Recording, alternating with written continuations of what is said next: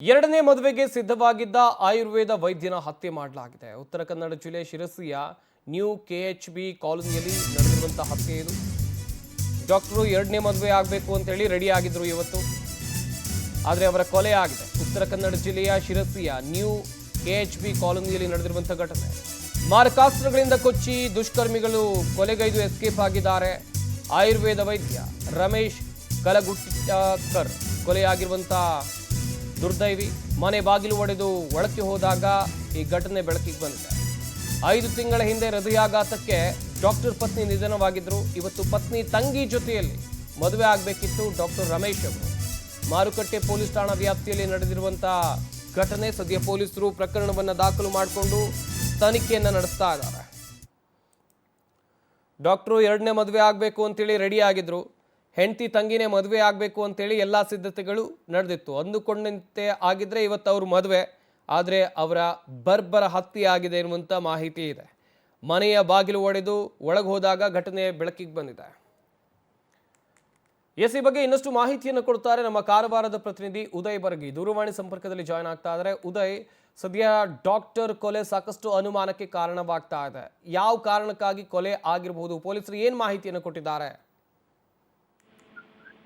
ಸಂಪತ್, ಏನಂತಂದ್ರೆ ಉತ್ತರ ಕನ್ನಡ ಜಿಲ್ಲೆಯ ಸಿರ್ಸಿ ನಗರದ ಕೆಎಚ್ಬಿ ಕಾಲೋನಿಯಲ್ಲಿ ನಡೆದಿರ್ತಕ್ಕಂತ ಈ ಒಂದು ಘಟನೆ ಏನು, ಆಯುರ್ವೇದಿಕ್ ವೈದ್ಯರಾಗಿರ್ತಕ್ಕಂತ ರಮೇಶ್ ಕಲ್ಗುಟ್ಕರ್ ಎನ್ನುವಂತವರನ್ನ ಬರ್ಬರವಾಗಿ ಅಂದ್ರೆ ಅವರ ವಾಸವಿರ್ತಕ್ಕಂತ ಮನೆಯಲ್ಲಿ ಹತ್ಯೆ ಮಾಡಲಾಗಿದೆ.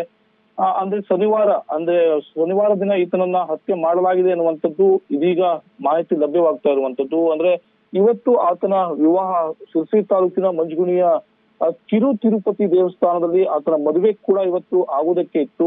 ಏನಂತಂದ್ರೆ ಕಳೆದ 6 ತಿಂಗಳ ಹಿಂದೆ ಈತನ ಮೊದಲ ಪತ್ನಿ ಹೃದಯಾಘಾತದಿಂದ ಮೃತಪಟ್ಟಿರ್ತಾಳೆ. ತದನಂತರದಲ್ಲಿ ಈತ ಒಂಟಿಯಾಗಿ ಮನೆಯಲ್ಲಿ ವಾಸವಾಗಿ ತನ್ನ ವೃತ್ತಿಯನ್ನ ಮುಂದುವರಿಸಿಕೊಂಡಿರ್ತಾನೆ. ನಂತರದಲ್ಲಿ ಸಂಬಂಧಿಕರೆಲ್ಲರೂ ಕೂಡ ಸೇರಿ ಇವರಿಗೆ ಒಂದು ವಿವಾಹನ ಮಾಡಲಿಕ್ಕೆ ಕೂಡ ಮುಂದಾಗ್ತಾರೆ. ಅದು ಕೂಡ ಆತನ ಮೊದಲ ಪತ್ನಿಯ ಸಹೋದರಿಯ ಜೊತೆಯಲ್ಲಿ ಕೂಡ ನಿಶ್ಚಯವಾಗಿರುವಂತದ್ದು. ಇವತ್ತು ಆತನ ವಿವಾಹಕ್ಕೆ ಎಲ್ಲಾ ರೀತಿಯಾಗಿರ್ತಕ್ಕಂತ ಸಿದ್ಧತೆಗಳನ್ನ ಮಾಡ್ಕೊಳ್ಳಲಾಗಿತ್ತು. ನಿನ್ನೆ ದಿನ ರವಿವಾರ ಸಂಜೆ ಹೊತ್ತಲ್ಲಿ ಆತನ ಸಂಬಂಧಿಕರು ಅಂದ್ರೆ ಈಗ ಆತನ ಹೆಣ್ಣಿನ ಕಡೆಯ ಎಲ್ಲಾ ಸಂಬಂಧಿಕರು ಕೂಡ ನಿನ್ನೆ ಸಂಜೆ ಸಿರ್ಸಿಗೆ ಆಗಮಿಸ್ತಾರೆ. ಸಿರ್ಸಿಗೆ ಆಗಮಿಸಿರ್ತಕ್ಕಂಥ ಸಂದರ್ಭ ಆತ ವಾಸವಾಗಿರ್ತಕ್ಕಂಥ ಮನೆಯಲ್ಲಿ ಬೀಗ ಅಂದ್ರೆ ಹೊರಭಾಗದಲ್ಲಿ ಪದವನ್ನು ಹಾಕಿರ್ತಾರೆ. ತೆಗೆದು ನೋಡಿದಂತ ಸಂದರ್ಭದಲ್ಲಿ ಈತನ ಶವ ಅಲ್ಲಿ ಬಿದ್ದಿರುತ್ತೆ. ತಕ್ಷಣ ಅವರು ಕೂಡ ಗಾಬರಿಗೊಂಡಿರುವಂತದ್ದು, ಭಯಭೀತರಾಗಿರುವಂತದ್ದು. ತಕ್ಷಣ ಅಲ್ಲಿನ ಸ್ಥಳೀಯರಿಗೆ ಈ ವಿಷಯವನ್ನು ತಿಳಿಸಿದಂತ ಪೊಲೀಸರು ಕೂಡ ಮಾಹಿತಿಯನ್ನ ಕೊಡಲಾಗಿದೆ. ಈಗಾಗಲೇ ಏನೋ ಸ್ಥಳೀಯ ಪೊಲೀಸರು ಕೂಡ ಸ್ಥಳಕ್ಕೆ ಭೇಟಿ ನೀಡಿ ಎಲ್ಲಾ ರೀತಿಯಾಗಿರ್ತಕ್ಕಂಥ ಪರಿಶೀಲನೆ ನಡೆಸಿದ್ದಾರೆ. ಜಿಲ್ಲಾ ಪೊಲೀಸ್ ವರಿಷ್ಠಾಧಿಕಾರಿಯಾಗಿರ್ತಕ್ಕಂಥ ದೀಪನ್ ಎಂ ಅವರು ಕೂಡ ನಿನ್ನೆ ಕೂಡ ಸ್ಥಳಕ್ಕೆ ಭೇಟಿ ನೀಡಿ ಪರಿಶೀಲನೆ ಮಾಡ್ತಾರೆ. ಈಗಾಗಲೇ ಈ ಒಂದು ಕೃತ್ಯಕ್ಕೆ ಯಾವ ಕಾರಣ ಎನ್ನುವುದ್ರ ಬಗ್ಗೆ ಈಗಾಗಲೇ ಹಂತಕರನ್ನ ಪತ್ತೆಗಾಗಿ 3 ಪ್ರತ್ಯೇಕ ತಂಡಗಳನ್ನ ಕೂಡ ರಚಿಸಿರುವಂತದ್ದು. ನಿನ್ನೆಯಿಂದಲೇ ಎಲ್ಲರೂ ಕೂಡ ಕಾರ್ಯಾಚರಣೆಗಿರ್ತಾರೆ. ಸಾಕಷ್ಟು ಮಜಲುಗಳಲ್ಲಿ ಈ ಒಂದು ತನಿಖೆಯನ್ನ ನಡೆಸಲಾಗ್ತಾ ಇದೆ. ಆದ್ರೆ ಈಗ ಪ್ರಮುಖವಾಗಿ ಈಗ ಮೊದಲ ಹಂತದಲ್ಲಿ ಅಂದ್ರೆ ಆತ ಮೊದಲ ಏನು ಪತ್ನಿ ಇತ್ತು, ಆ ಪತ್ನಿಯ ಸಹೋದರಿಯನ್ನೇ ಮದುವೆ ಆಗೋದಕ್ಕೆ ಈತ ಮುಂದಾಗಿರುವಂತದ್ದು. ನಿಜವಾಗ್ಲೂ ಆಕೆ ಈತನ ವಿವಾಹ ಆಗೋದಕ್ಕೆ ಒಪ್ಪಿಕೊಂಡಿದ್ಲ ಅಥವಾ ಈತನ ಒತ್ತಾಯಕ್ಕೆ ಅಥವಾ ಆ ಸಂಬಂಧಿಕರ ಯುವತಿ ಏನಿತ್ತು ಈಗಲೇ ಅವರ ಸಂಬಂಧಿಕರ ಒತ್ತಾಯಕ್ಕೆ ಅವಳು ಮದುವೆ ಆಗೋದಕ್ಕೆ ಮುಂದಾಗಿದ್ರು. ಈ ಒಂದು ಕಾರಣಕ್ಕಾಗಿ ಈ ಕೊಲೆ ಎಲ್ಲಾದ್ರೂ ಒಂದು ಕಡೆ ನಡೆದಿರಬಹುದು ಎನ್ನುವಂತ ಅನುಮಾನ ಕೂಡ ಪೊಲೀಸರಿಗೆ ಹುಟ್ಕೊಂಡಿರುವಂತದ್ದು. ಹೀಗಾಗಿ ಮೊದಲ ಹಂತವಾಗಿ ಆ ಒಂದು ಇದರಲ್ಲಿ ತನಿಖೆಯನ್ನು ಕೂಡ ಮುಂದುವರಿಸಿರುವಂತದ್ದು.